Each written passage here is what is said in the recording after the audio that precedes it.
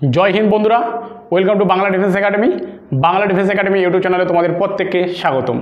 तो देखो आज के एक नतून क्लास निये तुम्हारे सामने उपस्थित होइछि। देखो आज के आमादेर मिशन पुलिस बैचेर किन्तु आमादेर क्लास चलछे डब्ल्यूबी कन्स्टेबल 2025 के टार्गेट रेखे। देखो आज के आमादेर इतिहासेर क्लासे थाकছে आमादेर बौद्ध धर्म बा गौतम बुद्ध सम्पर्के। ठीक आछे, तो तोमरा सकलेई क्लासटी देखबे, केउ स्किप करबे ना এবং চ্যানেলে আমাদের নতুন হয়ে থাকলে অবশ্যই তোমরা চ্যানেলটিকে সাবস্ক্রাইব করবে এবং পাশে থাকা বেল আইকনটি প্রেস করবে। তো দেখো আজকে আমাদের ক্লাস কি বলছে, বৌদ্ধ ধর্ম বা গৌতম বুদ্ধ। ঠিক আছে, ফুল কনসেপচুয়াল ক্লাস প্লাস আমাদের কিছু কি রয়েছে গুরুত্বপূর্ণ এমসিকিউ কিন্তু রয়েছে ক্লাসের শেষে। ঠিক আছে, তো চলো শুরু করি আজকের এই ক্লাস। দেখো তার আগে আমি বলে রাখি এই যে মিশন পুলিশ ব্যাচের কিন্তু আমাদের কি রয়েছে রুটিন রয়েছে। তোমরা যারা যারা 2025 টার্গেট রেখে ডাব্লিউপি এক্সাম দেবে তাদের জন্য এই যে রুটিনটা আছে সেটা ভীষণ গুরুত্বপূর্ণ। দেখো সকাল 9টা এবং সন্ধ্যার 7টার সময় আমাদের কিন্তু ক্লাস হয়, রেগুলারলি আমাদের ক্লাস হয়। যেমন রবিবার কি ক্লাস রয়েছে আমাদের রিজনিং ক্লাস পাবে তোমরা, সোমবার পাবে ইংরেজি ক্লাস, মঙ্গলবার পাচ্ছ তোমরা গণিত বা অঙ্কের ক্লাস প্লাস আমার ভূগোল ক্লাস, বুধবার পাচ্ছ তোমরা অঙ্কের ক্লাস বা গণিতের ক্লাস, বৃহস্পতিবার পাচ্ছ অর্থনীতির ক্লাস প্লাস ইংরেজি ক্লাস, এবং শুক্রবার পাচ্ছ পলিটি ক্লাস, এবং শনিবার পাচ্ছ আমার ইতিহাস ক্লাস সকালবেলা প্লাস অঙ্কের ক্লাস কিন্তু তোমরা পাচ্ছ। তো এই হচ্ছে আমাদের মিশন যে পুলিশ ব্যাচ রয়েছে তার রুটিন। যারা তোমরা এখনও সেই রুটিনটা জানো না অবশ্যই তোমরা চট করে এটা স্ক্রিনশট নিতে পারো বা তোমরা খাতায় কিন্তু নোট ডাউন করে রাখতে পারো। আমাদের রুটিন অনুযায়ী ক্লাস করো, তোমরা অবশ্যই কিন্তু সফলিত হবে। ঠিক আছে, সফল আসবেই। তো দেখো আজকে আমাদের বৌদ্ধ ধর্ম ক্লাসটি থাকছে কি বৌদ্ধ ধর্ম। এর আগে আমরা অলরেডি কিন্তু আমাদের ষোড়শ মহাজনপদ প্লাস মহাবীর বা যে আমাদের রয়েছে জৈন ধর্ম সেটা সম্পর্কে কিন্তু আমাদের অলরেডি ক্লাস হয়ে গেছে। তার আগে আমরা কি পড়েছিলাম বৈদিক সাহিত্য বা আমরা বলতে পারি বৈদিক সভ্যতা পড়েছিলাম। তার আগে আমরা হরপ্পা সভ্যতা, মেহেরগড় সভ্যতা। ঠিক আছে, এবং তার আগে আমরা ভারতের যে উৎস রয়েছে সেটা কিন্তু আমরা ক্লাস অলরেডি করেছি। তোমরা যারা সেই ক্লাসগুলি দেখোনি অবশ্যই কিন্তু তোমরা সেই ক্লাসগুলি দেখবে। আমাদের প্লে লিস্টে কিন্তু সেই ক্লাসগুলো পরপর সাজানো রয়েছে, তো তোমরা সেগুলি কিন্তু দেখবে। তো ঠিক আছে, আজকে আমাদের এই যে বৌদ্ধ ধর্ম রয়েছে গৌতম বুদ্ধ সম্পর্কে আমরা প্রথমে জেনে নিই। তো দেখো কি রয়েছে গৌতম বুদ্ধ। দেখো বৌদ্ধ ধর্মের প্রবর্তক হলেন কে, এই গৌতম বুদ্ধ। বৌদ্ধ ধর্মের প্রবর্তক কে, গৌতম বুদ্ধ বা বুদ্ধদেব। দেখো বিভিন্ন সূত্র থেকে এই গৌতম বুদ্ধ সম্পর্কে আমরা কিন্তু জানতে পারি। সেই সূত্রগুলো বা সেই বইগুলো কি কি, যেমন পালি সাহিত্য, জাতক সাহিত্য, সূত্রনিকায়, সিংহলী ইতিবৃত্ত, মহাবংশম, দীপবংশম, সংস্কৃত গ্রন্থ, ললিত বিস্তার থেকে আমরা গৌতম বুদ্ধের জীবনী কিন্তু জানা যায় বা জীবনী কিন্তু আমরা জানতে পারি। পরবর্তীকালের গ্রন্থ অশোকস রচিত কি এই যে বুদ্ধ চরিত্র রয়েছে, এখান থেকেও মানে এই গ্রন্থটা থেকেও কিন্তু আমরা বৌদ্ধ ধর্ম সম্পর্কে কিন্তু জানতে পারি বা গৌতম বুদ্ধ সম্পর্কে জানতে পারি। তো দেখো এই বৌদ্ধ ধর্মের উৎপত্তি বা গৌতম বুদ্ধের উৎপত্তি হলো কেন। ঠিক আছে, এটার মেনলি তো কিছু কারণ রয়েছে, কারণ ছাড়া তো কোনো কিছু হয় না। তো দেখো গৌতম বুদ্ধ আমরা যদি দেখি বৈদিক যুগের সময় বা বৈদিক পরবর্তী যুগের সময়, বৈদিক যুগকে আমরা দুটি ভাগে ভাগ করতে পারি, একটা ঋগ বৈদিক যুগ, একটা হচ্ছে পরবর্তী বৈদিক যুগ। ঋগ বৈদিক যুগ তো ভালোভাবেই কেটেছিল বা কাটছিল, ঠিক আছে, কিন্তু পরবর্তী বৈদিক যুগ কিন্তু ভালোভাবে কাটেনি। কারণ সাধারণ মানুষের জন্য পরবর্তী বৈদিক যুগ খুবই দুর্বিষহ হয়ে পড়েছিল। সাধারণ মানুষ খেতে পায় না, সাধারণ মানুষের দুঃখ দুর্দশা বেদনার কিন্তু সীমা নেই, শেষ নেই। তাই এই যে গৌতম বুদ্ধের কিন্তু আবির্ভাব হয়েছিল, শুধু গৌতম বুদ্ধ না, সেই সময় আমরা যদি দেখি সমসাময়িক মহাবীর কিন্তু আবির্ভাব হয়েছিল, যে কিনা 24তম তীর্থঙ্কর বা শেষ তীর্থঙ্কর বা আমরা বলতে পারি জৈন ধর্মের প্রধান প্রবর্তক বা প্রতিষ্ঠাতা। তো তাদের কিন্তু উদ্ভব হয়েছিল সাধারণ মানুষের দুঃখ দুর্দশা এগুলোর থেকে মুক্তিদানের জন্য, সাধারণ মানুষকে তাদের যে জীবনযাত্রা যেটা খুবই সহজ থেকে সহজতর হতে পারে তার জন্যই কিন্তু তারা আবির্ভূত হয়েছিলেন। ঠিক আছে, এক অন্য রূপে। ঠিক আছে, তো দেখো এই গৌতম বুদ্ধের আমরা পরিচিতিটা একটু দেখে নিই। গৌতম বুদ্ধের পরিচিতি দেখে নিই। হিমালয় পাদদেশের আমাদের যে হিমালয় রয়েছে উত্তরে তো সেখানে হিমালয়ের পাদদেশে বলতে হিমালয়ের যে নিচের অংশটা, ঠিক আছে, যেটা সমভূমি এলাকা বলতে পারি আমরা মোটামুটি পাদদেশে, নেপালের তরাই অঞ্চলের কপিলাবস্তু রাজ্যে শক্য নামে এক ক্ষত্রিয় পরিবারে জন্মগ্রহণ করেছিলেন কে? এই গৌতম বুদ্ধ 563 খ্রিস্টপূর্বাব্দে। খ্রিস্টপূর্বাব্দে বলতে যীশু খ্রিস্টের জন্মের পূর্বে কিন্তু এই গৌতম বুদ্ধ জন্মগ্রহণ করেছিল। মতান্তরে আমরা বলতে পারি 560 খ্রিস্টপূর্বাব্দে। পিতা হচ্ছে সূর্যধন, ছিলেন একজন হচ্ছে নির্বাচিত রাজা, ঠিক আছে, মাতা হচ্ছে মায়া দেবী। নির্বাচিত রাজা বলতে আমাদের যে প্রধানমন্ত্রী থেকে শুরু করে মুখ্যমন্ত্রী থেকে শুরু করে এমএলএ থেকে শুরু করে প্রধান পঞ্চায়েত সবাই কিন্তু নির্বাচিত হচ্ছে। নির্বাচিত মানে ভোট দানের মাধ্যমে কিন্তু এরা নির্বাচিত হয়, ঠিক আছে। এবার দেখো জন্মস্থান। জন্মস্থান তো যদিও বললাম কপিলাবস্তুর কাছে লুম্বিনী উদ্যানে বৈশাখী পূর্ণিমা তিথিতে বুদ্ধদেবের কিন্তু জন্ম হয়।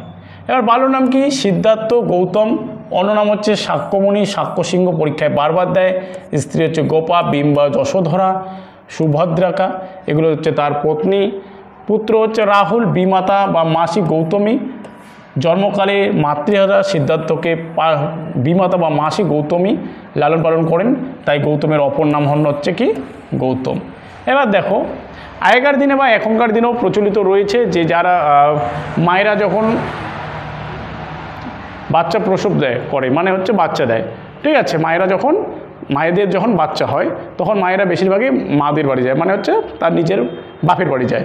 তো গৌতম বুদ্ধের মা যে রয়েছেন তিনিও কিন্তু মানে শ্বশুরবাড়ির ছেড়ে বাপের বাড়ির দিকে যাচ্ছেন। যাওয়ার পথেই আমরা দেখব যে লুম্বিনী উদ্যান বলে একটা মাঠ রয়েছে। সেই মাঠে সেদিন বৈশাখী পূর্ণিমা তিথি ছিল। সেই পূর্ণিমা তিথিতে কিন্তু তার সেই মাঠের মধ্যে জন্ম হয়, মানে গৌতম বুদ্ধের জন্ম হয়। এবং জন্মকালে তার মা কিন্তু মারা যায়, মানে জন্ম দেওয়ার সময় গৌতম বুদ্ধের মা কিন্তু মারা যায়, ঠিক আছে। তাই গৌতম বুদ্ধ মাতৃহারা হয়ে যান এবং মাতৃহারা হয়ে যাওয়ার পর তার যে মাসি, ঠিক আছে, গৌতমী, তার যে মাসি গৌতমী রয়েছেন তাকে লালন পালন করেছিলেন, মানে ছোটোবেলার থেকে তাকে কোলে পিঠে করে মানুষ করেছিলেন। কাকে? গৌতমকে। অ্যাকচুয়ালি গৌতমের আসল নাম কী ছিল? সিদ্ধার্থ ছিল ছোটোবেলায়, ঠিক আছে। এই যে তার যে মা বলবো না, তার যে মাসি রয়েছেন বিমাতা মানে মাসি, তার নাম কিন্তু গৌতমী। এবার দেখো গৌতমী যেহেতু লালন পালন করেছেন এবং তার মার থেকে নামটা এসেছে, বিমাতার থেকে নামটা এসেছে গৌতম। বোঝা গেল? বোঝাতে পেরেছি? এবার আসি গৃহত্যাগ বা মহাবিনিষ্ক্রমণ। গৃহত্যাগটাকে কী বলা হয়? গৌতম বুদ্ধের গৃহত্যাগ মানে বাড়ি ছেড়ে যাওয়াটাকেই বলা হয় মহাবিনিষ্ক্রমণ, ঠিক আছে। দেখো বাল্যকাল থেকেই গৌতমের মানসিকতা ছিল ভিন্ন প্রকৃতির, মানে সাধারণ মানসিকতা ছিল না। আমাদের যেমন সাধারণ ছেলে পেলে আমরা, ঠিক আছে, যারা নর্মালি যারা যেরকম করে তারা সেরকম, কিন্তু এই নর্মাল ছেলের থেকে একটু হলো আর মানসিকতা ছিল অন্যরকম ছোটোবেলার থেকেই। জীবনের বা সাংসারিক দুঃখ, কষ্ট, ব্যাধি এবং মৃত্যুর হাত থেকে মুক্তির খোঁজে পুত্র রাহুলের জন্মরাত্রিতে তিনি মাত্র 29 বছর বয়সে গৃহত্যাগ করেন, ঠিক আছে। এই গৃহত্যাগের যে ঘটনা সেটাকে বলা হয় মহাবিনিষ্ক্রমণ। তো দেখো এই যে মানুষ রয়েছেন, এই যে সাধারণ মানুষ রয়েছেন সেই সময়কার, তাদের দুঃখ দুর্দশা বেদনাকে দেখে তিনি স্থিরভাবে থাকতে পারেননি। তিনি তার ছেলের রাহুলের জন্মদিনেই তিনি গৃহত্যাগ করলেন মাত্র 29 বছর বয়সে। সেটাকে কিন্তু মহাবিনিষ্ক্রমণ বলা হয়। তিনি ভেবেছিলেন যে এই যে মানুষের এত দুঃখ দুর্দশা কষ্ট বেদনা, এগুলো থেকে কীভাবে তাদেরকে মুক্তি দেওয়া যায়, তারই খোঁজে তিনি কিন্তু গৃহত্যাগ করেছিলেন। এবার দেখো দিব্যজ্ঞান লাভ। দেখো গৃহত্যাগের পর প্রথমে গৌতম বুদ্ধ বৈশালীর যে শাস্ত্রজ্ঞ পণ্ডিত রয়েছে, শাস্ত্র মানে বই খাতা পড়ে, ঠিক আছে, শাস্ত্র পণ্ডিত আলারা কালামের কাছে কিন্তু শাস্ত্র অধ্যয়ন করেন। পরে তিনি রুদ্র রামপুরের কাছে যোগ শিক্ষা কিন্তু গ্রহণ করেছিলেন। এসবে তার মন পরিতৃপ্ত হলো না। এইভাবে তিনি 6 বছর অতিক্রম করলেন। এই তিনি কত বছর অতিক্রম করলেন? 6 বছর কিন্তু অতিক্রম করলেন। এবং অতিক্রম হওয়ার পর গয়ার কাছে নিরঞ্জনা নদীর তীরে উরুবিল্ব নামক এক স্থানে একটি অশ্বত্থ গাছের বা পিপল বৃক্ষের নিচে দীর্ঘদিন তিনি কিন্তু বোধি বা পরম জ্ঞান বা দিব্যজ্ঞান কিন্তু লাভ করেছিলেন। এই যে তোমরা চিত্রের মাধ্যমে দেখতেই পাচ্ছ, সেটা অশ্বত্থ গাছ বা পিপল বৃক্ষ রয়েছেন, সেখানে কিন্তু তিনি বসে ধ্যান করেছিলেন এবং সেখানেই তিনি পরম জ্ঞান বা দিব্য জ্ঞান কিন্তু লাভ করেছিলেন, যে মানুষকে কীভাবে দুঃখ দুর্দশা বেদনার থেকে মুক্তি দান করা যায় সেটা তার কিন্তু উপায় তিনি খুঁজে বার করলেন। বোঝা গেল। তিনি যে অশ্বত্থ গাছের নিচে তপস্যা করেছিলেন, সে সিদ্ধিলাভ করেছিলেন, তা বোধিবৃক্ষ নামে পরিচিত। এই যে গাছটা সেটা হচ্ছে পিপল গাছটা, সেটা বোধিবৃক্ষ নামে পরিচিত এবং ওই স্থানটা বুদ্ধগয়া নামে কিন্তু পরিচিত হয়ে আছেন। যে জায়গাটার মধ্যে তিনি করেছিলেন সেটা হচ্ছে বুদ্ধগয়া। এখন মানুষ যায় গয়া, কাশী, বৃন্দাবনে যায়, তাই না? তো দেখো, ধর্মপ্রচার যখন তিনি এই যে সব কিছু শিখে গেলেন, পরম জ্ঞান লাভ করলেন, দিব্য জ্ঞান লাভ করলেন, তখন তিনি সাধারণ মানুষ থেকে শুরু করে রাজা প্রজা সবাইকে তার কিন্তু নিজ ধর্ম দিতে কিন্তু শুরু করলো। ঠিক আছে, যে কীভাবে চলতে হবে, কীভাবে চলাফেরা করতে হবে, তাহলে আমাদের দুঃখ দুর্দশা বেদনা কিন্তু আর থাকবে না। তো দেখো, ভগবান বুদ্ধ বারাণসীর ঋষিপত্তনমের বর্তমান নাম হচ্ছে সারনাথ, যেটা আমাদের মধ্যপ্রদেশে রয়েছে, মৃগদেব উপবনে তার প্রথম 5 জন অনুরাগী শিষ্যদের মধ্যে নিজ ধর্ম কিন্তু প্রচার করেছিলেন। তার যে 5 জন শিষ্য রয়েছেন, ঠিক আছে, বা আমরা বলতে পারি অনুরাগী, যারা এই গৌতম বুদ্ধকে স্মরণ করেছিলেন বা গৌতম বুদ্ধকে ফলো করতেন, ঠিক আছে, তাদেরকে প্রথম সে কী করেছিল, তাদেরকে প্রথম তিনি ধর্ম প্রচার করেছিলেন এবং ধর্ম দীক্ষিত করেছিলেন তার 5 জন শিষ্য। তারা কারা? তারা দেখো, কৌডিন্য, বাপ্য বা বাষ্প, অশ্বজিৎ, ভদ্রিক এবং মহানাম। এরা হচ্ছে তার 5 জন শিষ্য। এই 5 শিষ্যকে একসঙ্গে পঞ্চভিক্ষু নামে পরিচিত ছিলেন। বুদ্ধের এই প্রথম ধর্মপ্রচারের ঘটনাকে বলা হয় ধর্মচক্র প্রবর্তন, যেটা পরীক্ষায় আসে। এরপর দীর্ঘ 45 বছর উত্তর পূর্ব ভারতে, কোথায়? উত্তর পূর্ব ভারতের নানা স্থানে আপামর জনসাধারণের মধ্যে ধর্ম প্রচার করেন। বহু নরনারীকে, মানে বহু মানুষ এবং মহিলাকে, নরনারী বলতে পুরুষ এবং মহিলা উভয়কে বোঝাচ্ছে, তিনি নিজ ধর্মে দীক্ষিত করেন। তার ধর্ম প্রচারের মাধ্যম ছিল কি? মগধী প্রাকৃত সংস্কৃত নয়। এটা কিন্তু মনে রাখতে হবে। মানে লোকভাষা। লোকভাষা বলতে যে জায়গার মানুষেরা যে ভাষায় কথা বলেন তাদেরকে ওই ভাষা দিয়েই কিন্তু দীক্ষিত করেছিলেন। দেখো, আমি বাংলা ভাষায় কথা বলি, তার মানে আমি বাংলা ভালো বুঝতে পারি, ঠিক আছে। এবার আমাকে যদি কেউ হিন্দিতে এসে বোঝায়, বুঝতে পারবো, কিন্তু অতটা তো ক্লিয়ারলি বুঝতে পারবো না। বা ইংলিশে যদি কেউ বলে, বা নেপালিতে বলে কেউ, বা উড়িয়াতে বলে, ঠিক আছে। তো বিভিন্ন ভাষা রয়েছে, সেখানে থেকে যদি আমাকে বলে, আমি তো বাংলাটাই ভালো বুঝি, তো আমাকে কেউ যদি বোঝানোর চেষ্টা করে, তাহলে আমাকে বাংলায় যদি বোঝায়, তাহলে আমি তাড়াতাড়ি বুঝবো। তো এখানে আমরা যেটা দেখব, গৌতম বুদ্ধ কিন্তু যে জায়গায় যাবে বা যে স্থানে যাবে সেই ভাষারই মানুষের সঙ্গে সেই ভাষায় কিন্তু কথা বলবে, সংস্কৃত ভাষায় কিন্তু নয়। অ্যাকচুয়ালি সংস্কৃত ভাষা আমরা যদি দেখি, প্রাচীনকাল থেকে আমরা যদি দেখি, সংস্কৃত ভাষায় এখনও আমরা অনেকেই কিন্তু জানি না, ঠিক আছে। অনেকে কিন্তু জানি না, পুরোপুরিভাবে হয়তো জানি, কিন্তু পুরোপুরিভাবে নয়, ঠিক আছে। তো সংস্কৃত ভাষা অ্যাকচুয়ালি পণ্ডিতরা জানতেন, ঠিক আছে, সেই সময়। বা এখনও আমরা যদি বলি, বেশিরভাগ কিন্তু পণ্ডিতরাই সংস্কৃত ভাষা পড়েন। এবার দেখো, বিভিন্ন প্রতীকদের মধ্যে কি রয়েছে? বুদ্ধদেবের জীবন এবং ঘটনার সঙ্গে যুক্ত বিভিন্ন প্রতীকগুলি হলো কি কি? যেমন জন্ম হচ্ছে পদ্ম ও ষাঁড় রয়েছে। দেখো, মহাবোধি, নির্বাণ লাভ বা বোধিবৃক্ষ রয়েছে। আত্মত্যাগ কি রয়েছে? আত্মত্যাগ পরিহারকে ঘোড়া বলা হচ্ছে। প্রথম ধর্মপ্রচারকে বলা হচ্ছে ধর্মচক্র। মহাপরিনির্বাণকে বলা হচ্ছে স্তূপ। বোঝা গেল? নেক্সট দেখো, দেহত্যাগ।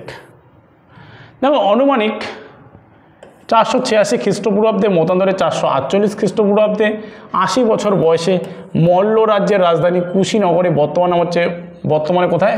উত্তরপ্রদেশের গোরক্ষপুর জেলার হচ্ছে কাশিয়াতে কিন্তু আমাদের এই গৌতম বুদ্ধ দেহত্যাগ করেন, মানে মারা যান। তিনি দেহত্যাগ করেছিলেন। বুদ্ধদেবের বৈশাখী পূর্ণিমা তিথিতে লুম্বিনী উদ্যানে যে মহাজীবনের সূচনা হয়েছিল, 80 বছর পর আরেক বৈশাখী পূর্ণিমা তিথিতে কিন্তু তার অবসান ঘটল। বুদ্ধের এই দেহত্যাগের ঘটনাটাকে বলা হয় মহাপরিনির্বাণ নামে কিন্তু পরিচিত। বোঝা গেল? এবার দেখো, ধর্মবৎ উদ্দেশ্য। তার ধর্ম যে তিনি প্রচার করেছিলেন, তার মেন উদ্দেশ্যটা কী ছিল? ঠিক আছে। এবার গৌতম বুদ্ধ ধর্ম প্রচার করে গেলেন, কিন্তু এর মেন উদ্দেশ্য কি, মূল উদ্দেশ্যটা কি, সেটা এখানে দেখব আমরা। দেখো, বুদ্ধদেব কি বলেছিলেন? সমুদ্রের জলের যেমন একটি স্বাদ, তা হলো নোনা। আমার ধর্মের একটি মাত্র লক্ষ্য, তা হলো মানুষকে দুঃখের হাত থেকে মুক্ত করা বা পরম জ্ঞান লাভ করা। ঠিক আছে, এবার গৌতম বুদ্ধ বলছেন যে সমুদ্রের জলের যেমন একটি স্বাদ তা হলো নোনা, সেরকমই আমার ধর্মের একটি লক্ষ্য, তা হলো মানুষকে দুঃখের হাত থেকে মুক্ত করা বা পরম জ্ঞান লাভ করা। ঠিক আছে, এবার দেখো তিনি এই যে মুক্তি লাভের জন্য 8টা মার্গের কথা বলেছিলেন, 8টা মার্গ যে রয়েছে, 8টা বাক্য যে রয়েছে, এই 8টা বাক্য মেনে যদি আমরা চলি তাহলে আমাদের জীবনে এখনও দুঃখ, কষ্ট, দুর্দশা, বেদনা কিন্তু কিছুই হবে না। সেই 8টা মার্গ কী কী দেখে নেই। বুদ্ধদেব মানুষের আসক্তি বিনাশের জন্য তিনি 8টি পথের কথা বলেছেন, এগুলিকে অষ্টমার্গ বা অষ্টাঙ্গিক মার্গ কিন্তু বলা হয়। এগুলি কী কী? সৎ বাক্য, সবসময় সৎ কথা বলতে হবে, সৎ কার্য, সবসময় সৎ কাজ করতে হবে, সৎ জীবিকা নিতে হবে। যদি আমি কি করি, যদি আমি আফিম চাষ করি, যদি আমি গাঁজা চাষ করি, তাই না, 2 নম্বরের যেগুলো মানে সরকার দ্বারা নিষিদ্ধ সেগুলো যদি কাজ করি, তাহলে কি আমার সৎ জীবিকা হবে? হবে না, তাই না? তাহলে আমার ঠাঁই কোথায় হবে? জেলে হবে ঠাঁই। তো এই হচ্ছে বিষয়। তো সৎ চেষ্টা করব, তা না করে আমি চাকরির জন্য কি করব? ঘুষ দিব। এটা তো হলেই তো আবার চলে যাবে চাকরি, শেষে টাকাও দিতে হবে। তো সৎ চেষ্টা করতে হবে যে কোনো কাজের জন্য, সৎ চিন্তাভাবনা করতে হবে। কোনো কিছু কাজ করার আগে আমরা চিন্তা করি, তাই না, যে এই কাজটা কীভাবে করব, ব্রেনটে চাপ দিই, তাই তো। তো সৎ চিন্তাভাবনা করতে হবে। সৎ কী করতে হবে? সৎ সংকল্প করতে হবে। ধরো আমি আমার যে রুটিনটা রয়েছে, ক্লাস রুটিনটা রয়েছে, এখানে আমার ধরো সোমবার আমার ক্লাস রয়েছে ইতিহাস, মঙ্গলবার আমাদের ক্লাস আছে ভূগোল। তো আমাকে কি করতে হবে? এই যে ক্লাসগুলো আমি নিব তার আগে তো আমাকে সেটা কাজ করতে হবে, তাই না? তো এই যে সংকল্প, তার আগে আমাকে কি করতে হবে? আমাকে এই সময়ের মধ্যে এই কাজগুলো করতে হবে। এটাকে বলা হচ্ছে সংকল্প করা। ঠিক আছে, কোনো কিছু কাজ করার আগে সেটা নিয়ে আগে ভাবা, সেটাকে আমি কখন করব, কিভাবে করব, এটা হচ্ছে সংকল্পের মধ্যে পড়ছে। সৎ দৃষ্টি, কোনো কিছু কাজ ছোট বড় নয়, সেটাকে আমাদের সৎ দৃষ্টি দিয়ে দেখতে হবে, সৎভাবে দেখতে হবে। ঠিক আছে, এবার দেখো সৎ চেতনা থাকতে হবে। ঠিক আছে, চেতনাটাই হচ্ছে মেন। ধরো আমার ক্লাস আছে 11টায়, আমি শুয়ে আছি, আমার ক্লাস আছে 11টায়, 11টা পর্যন্ত আমি শুয়ে আছি। এবার 11টার দিকে যদি আমি পর্যন্ত শুয়ে থাকি, আমার 11টার দিকে কীভাবে ক্লাস হবে, তাই না? লেট হয়ে যাবে ক্লাস। তো আমাকে সৎ চেতনা থাকতে হবে, চেতন। ঠিক আছে, এই অষ্টমার্গের অনুশীলন করলেই অন্তরে প্রজ্ঞা বা পরম জ্ঞানের সঞ্চার হবে এবং তা থেকে আসবে নির্বাণ বা মোক্ষ। ঠিক আছে, এই 8টা কাজ যদি আমরা পরপর মেনে চলি, পরপর করে থাকি, তাহলে আমাদের এখনও আমরা বলছি যাদের দুঃখ, দুর্দশা, বেদনা, কষ্ট রয়েছে সব কেটে যাবে, 100%। বোঝা গেল? এবার দেখো, শুধু অষ্টাঙ্গিক মার্গ বলি ছেড়ে দেয়নি, এবার পঞ্চশীল বা 5টা নীতির কথা বলেছেন। অষ্টাঙ্গিক মার্গ ছাড়াও গৌতম বুদ্ধ 5টি নীতি পালনের উপর গুরুত্ব আরোপ করেছিলেন। এগুলি কি কি? লোভ, কোনো কিছুর উপর লোভ না করা, এই তো মেন জিনিস, তাই না? আজকাল আমরা লোভ না করে থাকতেই পারি না, সব কিছুতে আমরা কি করি? লোভ করি। ও 5তলা বাড়ি দিয়েছে, ও 4টা গাড়ি কিনেছে, ইস আমি যদি করতে পারতাম। তো আমিও করতে পারবো, অবশ্যই করতে পারবো। তার জন্য কী করতে হবে? সৎ কার্য করতে হবে, সৎ সংকল্প করতে হবে, সৎ চেতনা থাকতে হবে, তাহলে আমিও পাবো। ও যদি 5তলা বিল্ডিং দিতে পারে, আমিও পারবো। ও যদি 4টা গাড়ি কিনে, আমিও 4টা গাড়ি কিনতে পারবো, তাই তো। তার জন্য লোভ করা যাবে না। দেখো ও কীভাবে করছে, সেটা তোমাকে উপলব্ধি করে সেই রকম করে তুমি কাজ করে যাও। ঠিক আছে, তুমিও পারবে, সকলেই পারবে। ঠিক আছে, এবার হিংসা করা যাবে না। ও করছে ভাই, ওর কষ্টের টাকা দিয়ে করছে, ও কাজ করছে, তাই তো ওর টাকা উপার্জন করছে। এবার আমি যদি টাকা উপার্জন করতে চাই, আমি তো কাজ করবো, তাই তো মানুষ আমাকে টাকা দিবে, তাই তো। এবার তুমি কাজ করছো না, ও কাজ করছে, ও তো দিন দিন উন্নত হতে থাকবেই, আর তুমি কি হবে? দিন দিন ডাউনের দিকে যাবে। ঠিক আছে, তাই হিংসা করো না, চেষ্টা করো, তোমারও হবে। কি বললাম? তাই হিংসা করো না, চেষ্টা করো, তোমারও হবে। অসত্য কথা বলা যাবে না। ঠিক আছে, অসত্য কথা কিন্তু বলা যাবে না, সবসময় সত্য কথা বলতে হবে। দুর্নীতি করা যাবে না, কোনো কিছুর প্রতি দুর্নীতি, তাই তো। অনেকেই দুর্নীতি করেছে, তাই জেলে গেছে, আমরা তো সকলেই জানি। ঠিক আছে, এবং 5 নম্বর হচ্ছে অন্যায় না করা, কোনো কিছুর জন্য অন্যায় না করা। অন্যায় যে করে, অন্যায় যে সহে, ঠিক আছে, এটা দুজনের পক্ষে বিপদ, মানে দুইজনের পক্ষেই কিন্তু বিপদ। তাই অন্যায় করা যাবে না, অন্যায়কে আবার প্রশ্রয় দেওয়া কিন্তু যাবে না। বোঝা গেল? এবার দেখো কি রয়েছে, মধ্যপন্থা বা মধ্যম পন্থা কি? তিনি মনে করতেন যে অত্যাধিক আসক্তি বা চরম কৃচ্ছ সাধন কোনোটাই মানুষকে দুঃখের কষ্ট বা দুঃখ কষ্ট থেকে মুক্তি দিতে পারে না। অত্যাধিক আসক্তি বা চরম কৃচ্ছ সাধন, ধরো কারো জন্য আমি চিন্তিত আছি, এমন ধরনের চিন্তা করছে যে আমার খাওয়া দাওয়া সব কিছু বন্ধ। কি বললাম? এতটা পরিমাণে চিন্তিত যে আমি খাওয়া দাওয়া সব কিছু বন্ধ করে দিয়ে তার কথাই সারাদিন সারা রাত চিন্তা করে আছি। তো এটা কিন্তু করা যাবে না। এটাই হচ্ছে গৌতম বুদ্ধের মধ্যম পন্থা। ঠিক আছে, তো এটা করা যাবে না, মধ্যপন্থা নীতি করা যাবে না। যে তোমাকে ছেড়ে গেছে ভাই, তাকে চলে যেতে দাও, তাই না? কবিগুরু রবীন্দ্রনাথ ঠাকুর বলেছেন, যাকে ছেড়ে যে চলে যেতে চায় তাকে চলে যেতে দাও, বা এরকম একটা কিছু রয়েছে ওয়ার্ড, যে খাঁচার পাখিকে উড়িয়ে দাও, যদি সে তোমার হয় অবশ্যই ফিরে আসবে, যদি তোমার না হয় সে চলে যাবে ভাই। ঠিক আছে, চলো নেক্সট দেখো, নির্বাণ। নির্বাণ শব্দের অর্থ হলো দুঃখ কষ্ট থেকে মুক্ত লাভ, যেটা আমরা জানি। বৌদ্ধ ধর্ম অনুযায়ী জন্মান্তবাদ এবং কর্মফলবাদের এক চূড়ান্ত পরিণত হলো নির্বাণ। তুমি যেমন কাজ করিবে সেই রকমই ফল পাবে। ঠিক আছে, তুমি যেমন কাজ করিবে সেই রকমই ফল পাবে, এই জন্মই পাবে, এটাই বাস্তব। ঠিক আছে, এবার দেখো ধর্মগ্রন্থ। ধর্মগ্রন্থ বলতে বই। দেখো এই যে গৌতম বুদ্ধের পালি ভাষা রচিত গৌতম বুদ্ধের মূল গ্রন্থ হচ্ছে ত্রিপিটক, পরীক্ষায় বারবার আসে। আর পিটক কথার অর্থ হচ্ছে পাত্র বা ঝুড়ি। বৌদ্ধ শাস্ত্রের 3টি ভাগ রয়েছে, তাই এর নাম হচ্ছে ত্রিপিটক। সেই 3টি ভাগ কী কী? সূত্র পিটক, বিনয় পিটক এবং অভিধর্ম পিটক। বোঝা গেল? এই যে গৌতম বুদ্ধের যে ধর্মগ্রন্থ রয়েছে তার নাম হচ্ছে ত্রিপিটক, যেটা হচ্ছে পালি ভাষায় রচিত। পিটক কথার অর্থ হচ্ছে পাত্র বা ঝুড়ি। এবং এই যে ত্রিপিটক বলা হচ্ছে কারণ এর 3টি ভাগ রয়েছে, সেই 3টি ভাগটি কি?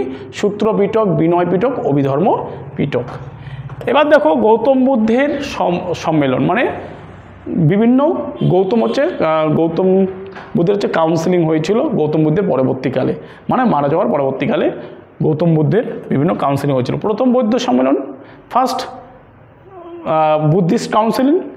দেখো আমরা যদি দেখি 483 খ্রিস্টপূর্বাব্দে মগধের রাজধানী কোথায় হয়েছিল? রাজগৃহে কিন্তু হয়েছিল। হর্ষঙ্ক বংশের রাজা কী করেছিল? অজাতশত্রু করেছিল। প্রথম বৌদ্ধ সঙ্গীত বা সম্মেলন আহ্বান করেছিলেন এই অজাতশত্রু। প্রথম বৌদ্ধ সঙ্গীত বা সম্মেলনে সভাপতিত্ব করেছিল কে? মহাকাশ্যপ। বোঝা গেল? তো 483 খ্রিস্টপূর্বাব্দে মগধের রাজধানী কী ছিল? মগধের রাজধানী ছিল রাজগৃহ। এখানে করেছিল কে? প্রথম বৌদ্ধ সম্মেলন অজাতশত্রু, যে কিনা হর্ষঙ্ক বংশের রাজা, শ্রেষ্ঠ রাজা। ঠিক আছে, আর এখানে সভাপতিত্ব করেছিল কে? মহাকাশ্যপ। নেক্সট দেখো দ্বিতীয় বৌদ্ধ কাউন্সিলিং বা সম্মেলন 383 খ্রিস্টপূর্বাব্দে কে করেছিল? শিশুনাগ বংশের শেষ রাজা বা শিশুনাগ বংশের রাজা কালাশোক বা কাকবর্ণ করেছিল। এটা কোথায় করেছিল? বৈশালীতে হয়েছিল দ্বিতীয় বৌদ্ধ সম্মেলন। এই বৌদ্ধ সম্মেলনে সভাপতিত্ব করেছিলেন কে? সাবাকামি। ওকে, নেক্সট দেখো তৃতীয় বৌদ্ধ সম্মেলন, ভীষণ গুরুত্বপূর্ণ। 250 খ্রিস্টপূর্বাব্দে যদি আমরা দেখি মৌর্য সম্রাট কে করেছিল? অশোক করেছিল। মগধের রাজধানী পাটলিপুত্রে, মানে বর্তমান নাম তার পাটনা, বিহারের রাজধানী, আমরা সকলেই জানি। তৃতীয় বৌদ্ধ সম্মেলন অনুষ্ঠিত করেছিলেন এই সম্রাট অশোক। এই বৌদ্ধ সম্মেলনে সভাপতিত্ব করেছিলেন কে? মোগলিপুত্র তৃষা, তিনি আবার উপগুপ্ত নামেও কিন্তু পরিচিত। বোঝা গেল? এবার দেখো চতুর্থ বৌদ্ধ সম্মেলন। দেখো চতুর্থ বৌদ্ধ সম্মেলন যদি আমরা দেখি 72 খ্রিস্টাব্দে, আগেরগুলো সব খ্রিস্টপূর্বাব্দে, এটা খ্রিস্টাব্দে, 72 খ্রিস্টাব্দে। কুষাণ সম্রাট কে করেছিল? কনিষ্ক। কাশ্মীর মতান্তরে জলন্ধরে করেছিল এই চতুর্থ বৌদ্ধ সম্মেলন। ঠিক আছে, এবং এই চতুর্থ বৌদ্ধ সম্মেলনে সভাপতিত্ব করেছিলেন কে? বসু মিত্র। এখানে মিত্র, বসু মিত্র। বোঝা গেল? এবং সভাপতি কে করেছিলেন? অশ্ব ঘোষ। কে করেছিলেন? অশ্ব ঘোষ করেছিল। এখানে হচ্ছে সহসভাপতি। চলো নেক্সট দেখো। এবার আমাদের দেখো গৌতম বুদ্ধ প্লাস ষোড়শ মহাজন পদ প্লাস হচ্ছে মহাবীর, এই যে তিনটা অ্যাকচুয়ালি পার্ট রয়েছে, ঠিক আছে, প্রতিবাদী আন্দোলন, এই প্রতিবাদী আন্দোলন থেকে কিছু গুরুত্বপূর্ণ এমসিকিউ রয়েছে, সেগুলো আমরা দেখে নেব, যেগুলো পরীক্ষায় অলরেডি কিন্তু আসছিল। আবার লাইট অফ এশিয়া নামে কি পরিচিত? লাইট অফ এশিয়া মানে এশিয়ার আলো নামে কি পরিচিত? মহাবীর, গৌতম বুদ্ধ, হর্ষবর্ধন, সম্রাট অশোক। তো আমাদের এখানে সঠিক অ্যান্সার কী হবে? Option number B, Gautam Buddha. নিম্নোক্ত কোন স্থানে গৌতম বুদ্ধের মহাপরিনির্মাণ ঘটে? ডাব্লিউবি লেডি কনস্টেবলস মেন্সে আসা প্রশ্ন 2024 সালে। লুম্বিনী, কুশীনগর, কপিলবস্তু, বুদ্ধগয়া। তো অপশন নাম্বার বি কিন্তু আমাদের এখানে সঠিক অ্যান্সার, কুশীনগর, বর্তমানে উত্তরপ্রদেশে, তাই তো। নেক্সট প্রশ্ন, নিম্নলিখিত কোনটি কুরু মহাজনপদের রাজধানী? কুরু। ইন্দ্রপ্রস্থ, মথুরা, রাজগৃহ, বৈশালী। তো অপশন নম্বর এ আমাদের এখানে সঠিক অ্যান্সার, ইন্দ্রপ্রস্থ, রাজধানী হচ্ছে কুরু। নেক্সট প্রশ্ন দেখো কি রয়েছে, দ্বিতীয় বৌদ্ধ সম্মেলন কোথায় অনুষ্ঠিত হয়? দ্বিতীয় বৌদ্ধ সম্মেলন কোথায় অনুষ্ঠিত হয়? রাজগৃহ, বৈশালীতে, কাশ্মীরে, পাটলিপুত্রে। দ্বিতীয় বৌদ্ধ সম্মেলন বি নম্বর, বৈশালীতে। কে করেছিল? কালাশোক বা কাকবর্ণ কিন্তু করেছিল, শিশুনাগ বংশের রাজা। নেক্সট দেখো, ষোড়শ মহাজনপদ এর দুটি গণতান্ত্রিক বা প্রজাতান্ত্রিক জনপদ হলো কি? অসমক ও মগধ, বৈশালী ও ইন্দ্রপ্রস্থ, বিজি ও মল্ল, মথুরা এবং বৈশালী। তো বিজি মল্ল, বিজি কী হলো? মরে গেল। বিজি মল্ল হচ্ছে আমাদের কি গণতান্ত্রিক বা প্রজাতান্ত্রিক কিন্তু রাজ্য ছিল সেই সময়, ষোড়শ মহাজনপদ ছিল। নিম্নের কোন রাজা মহাবীর ও গৌতম বুদ্ধের সমসাময়িক ছিলেন? বিম্বিসার, অজাতশত্রু, শিশুনাগ, সম্রাট অশোক। তো অপশন নম্বর এ আমাদের সঠিক অ্যান্সার, বিম্বিসার কিন্তু মহাবীর এবং গৌতম বুদ্ধের সমসাময়িক কিন্তু রাজা ছিলেন। তিনি কিন্তু আবার কি এই হর্ষঙ্ক বংশের কিন্তু বা হরিয়ঙ্ক ডাইনাস্টির কিন্তু প্রতিষ্ঠাতা। নেক্সট দেখো, জৈন ধর্মের দুটি সম্প্রদায় হলো দিগম্বর ও শ্বেতাম্বর, হীনযান ও মহাযান, দীপবংশ ও মহাবংশ, উপরে কোনোটি নয়। তো আমাদের এখানে সঠিক অ্যান্সার কি? অপশন নম্বর এ, দিগম্বর এবং শ্বেতাম্বর হচ্ছে জৈন ধর্মের দুটি সম্প্রদায়। নেক্সট দেখো, ভগবান মহাবীর কোথায় জন্মগ্রহণ করেছিলেন? কুন্দগ্রাম, কুশীনগর, সারনাথ, লুম্বিনী। তো আমাদের এখানে সঠিক অ্যান্সার কী হবে? ভগবান মহাবীর কোথায় জন্মগ্রহণ করেছিলেন? অপশন নম্বর এ, কুন্দগ্রামে বা কুণ্ডগ্রামে, অনেক বইয়ে লেখা রয়েছে, তোমরা দেখে নেবে। তো দেখো, এই ছিল আজকে আমাদের গৌতম বুদ্ধ বা বৌদ্ধ ধর্ম সম্পর্কে বিস্তারিত বিবরণ প্লাস কিছু গুরুত্বপূর্ণ এমসিকিউ নিয়ে তোমাদের সামনে কিন্তু এই ক্লাসটি করালাম। ক্লাসটি তোমাদের কেমন লেগেছে অবশ্যই তোমরা আমাকে কমেন্ট বক্সে কমেন্ট করে জানাবে, এবং আমাদের দেখা হচ্ছে নেক্সট কোনো ভিডিওতে। সবাইকে অসংখ্য অসংখ্য ধন্যবাদ, এবং আমাদের দেখা হচ্ছে কি বললাম নেক্সট কোনো ভিডিওতে।